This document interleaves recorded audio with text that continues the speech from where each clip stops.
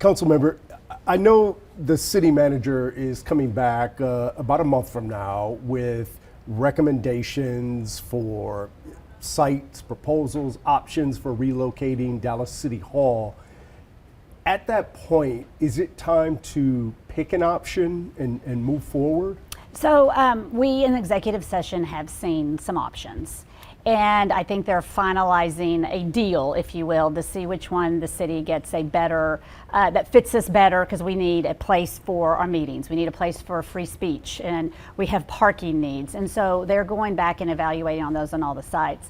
And that is my understanding, is that there'll be one that should rise to the top, and the decision will then be made. However, we still have that looming that looming criteria that says, do we need a supermajority to do that, which was what was in our court case, was we are still wanting an understanding of how many votes does it take for us to move.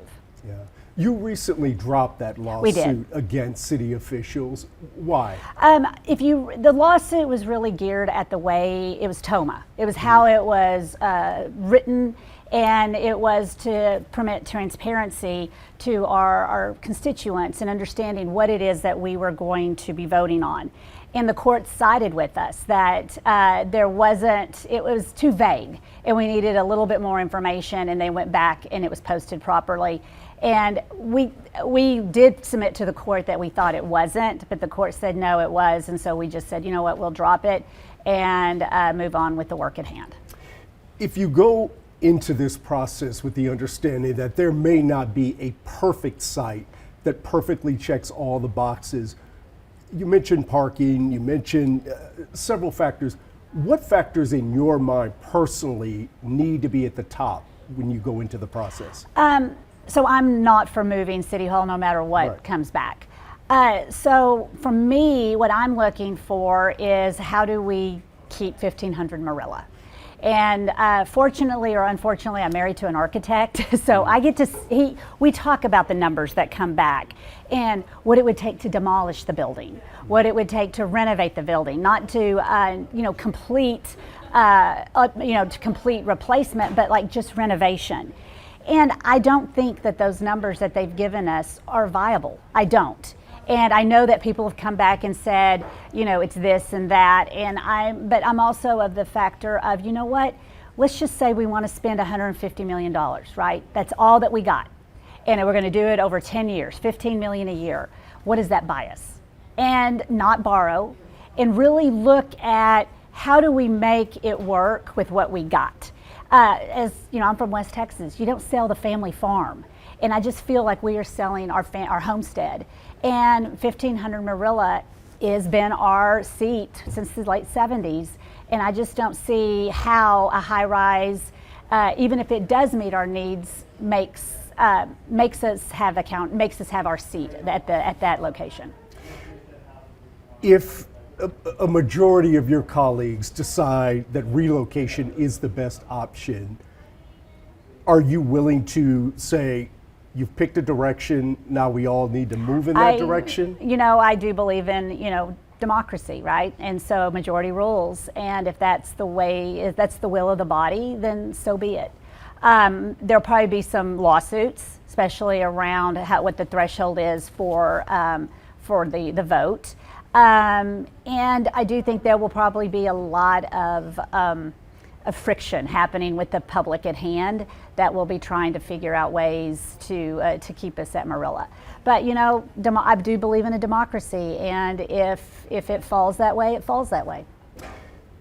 Every day I listen to the crews demolishing the old Kay Bailey Hutchison Convention Center outside. Obviously, the big new convention center will eventually materialize in that space. The city commissioned some options for naming rights to the new convention center. What are your projections? What have you heard in terms of the kind of revenue that could bring in? So they show that, if you look at our budget, and I don't know, it's more like sources of funds and use of funds, quite a bit of money is allocated to naming rights.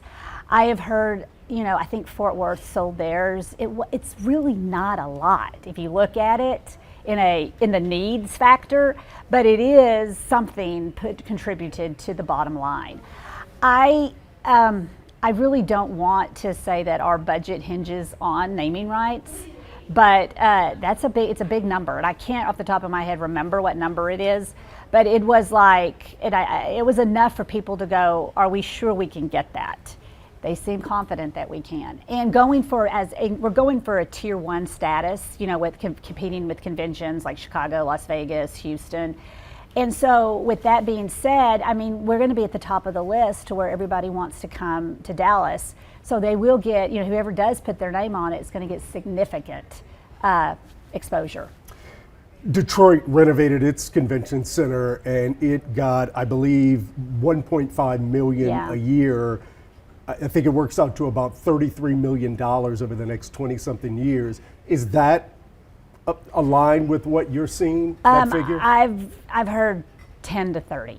Yeah, and I think it depends on who and what and how prominent, because it is Kay Bailey Hutchison, right? Yeah. And we need to honor her, and so we've got to figure out that. But I think that I know that there's people working that, and hopefully we'll be knowing something soon, because that is part of our overall budget. And you still would like to see Kay Bailey Hutchison's name somewhere in the new center. Right. Yeah, she did a lot for Texas, she did a lot for Dallas. And to honor her and then to say no, I think is a dishonor. That's not good.